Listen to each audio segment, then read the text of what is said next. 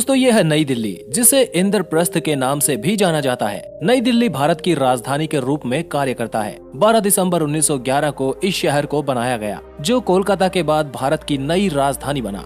नई दिल्ली आज 42.7 वर्ग किलोमीटर के इलाके में विस्तृत है। जनसंख्या की बात करें तो यहाँ 2011 में अंतिम जनगणना हुई थी, जिसमें दिल्ली की जनसंख्या लगभग 2.5 लाख लोगों के आसपास पाई गई। जनसंख्या और क्षेत्रफल का अनुपात निकाल कर देखें तो यहाँ 5900 व्यक्ति प्रति वर्ग किलोमीटर का जनसंख्या घनत्व पाया जाता है। वैसे तो सिर्फ नई दिल्ली ही भारत की राजधानी है, लेकिन नई दिल्ली और पुरानी दिल्ली दोनों को ही लोग भारत की राजधानी मानते हैं। यहाँ की साक्षरता की बात करें तो यहाँ की 89% आबादी पढ़ी लिखी है। भाषाओं की बात करें तो यहाँ सबसे ज्यादा हिंदी बोलने वाले लोग रहते हैं, लेकिन अंग्रेजी यहाँ की आधिकारिक भाषा है। इंस्टीट्यूशनल कामों में यहाँ इंग्लिश का ही प्रयोग किया जाता है। धर्म के आधार पर जनसंख्या के आंकड़े देखें तो यहाँ 89% के आसपास ही हिंदू धर्म को मानने वाले लोग रहते हैं। इसके बाद 4.5% मुस्लिम, 3% ईसाई और 2% के आसपास सिख धर्म को मानने वाले लोग रहते हैं। दिल्ली की अधिकांश कामकाजी आबादी व्यापार, वित्त, सार्वजनिक प्रशासन, पेशेवर सेवाओं और विभिन्न सामुदायिक, व्यक्तिगत और सामाजिक सेवाओं में लगी हुई है।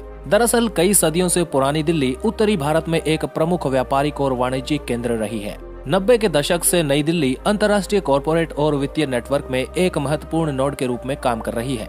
20वीं सदी की शुरुआत में यहाँ मशीनी उद्योगों का काफी बढ़ता चलन देखा गया। हाल ही में इलेक्ट्रॉनिक्स, इंजीनियरिंग का सामान, ऑटोमोबाइल पार्ट्स जैसी कई चीजें विनिर्माण क्षेत्र में बढ़ती चली गई। दिल्ली लंबे समय से हाथ की कारीगरी की वजह से भी जाना जाता है, जैसे हाथी के दांतों की नक्काशी और पेंटिंग। राष्ट्रीय राजधानी होने की वजह से यहाँ इंडस्ट्रीज, फाइनेंस, बैंकिंग और थोक व्यापार में काफी ज्यादा नाम कमाया है। ये शहर भारतीय रिजर्व बैंक और भारतीय स्टेट बैंक के कई संस्थानों का क्षेत्रीय कार्यालय मुख्यालय है। दिल्ली कई सारी बड़ी कंपनियों और स्टॉक एक्सचेंज का घर है। ये शहर लंबे समय से उत्तर भारत के अधिकांश हिस्सों के लिए एक प्रमुख वितरण केंद्र के रूप में काम करता रहा है, जिसमें व्यापार का एक बड़ा हिस्सा पुरानी दिल्ली क्षेत्र के भीतर से होता है। यहाँ पे अलग अलग सेक्टर्स में काफी सारी इंडस्ट्रीज हैं, जिनको फैसिलिटेट करने के लिए दिल्ली में ट्रांसपोर्ट की सुविधाएं काफी अच्छी हैं। नई दिल्ली में सड़कों का नेटवर्क बहुत बड़ा है। दिल्ली शहर सभी राज्यों और आसपास के बड़े बड़े शहरों से जुड़ा हुआ है। भारत के कुछ प्रमुख राष्ट्रीय राजमार्ग भी नई दिल्ली से होकर गुजरते हैं। नेशनल हाईवे नंबर 1 दिल्ली को अंबाला से, नेशनल हाईवे 2 दिल्ली को कोलकाता से, नेशनल हाईवे नंबर 8 दिल्ली को मुंबई से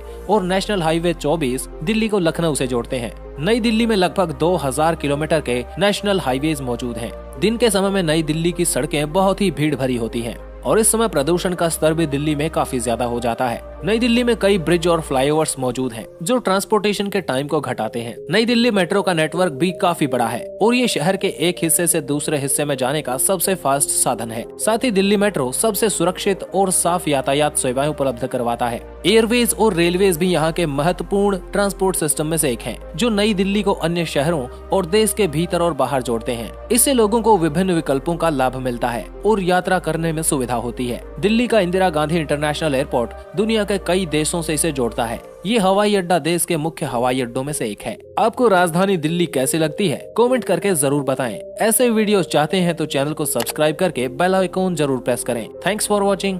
जुड़े रहिए एक्सप्लोर वाईआरएस के साथ।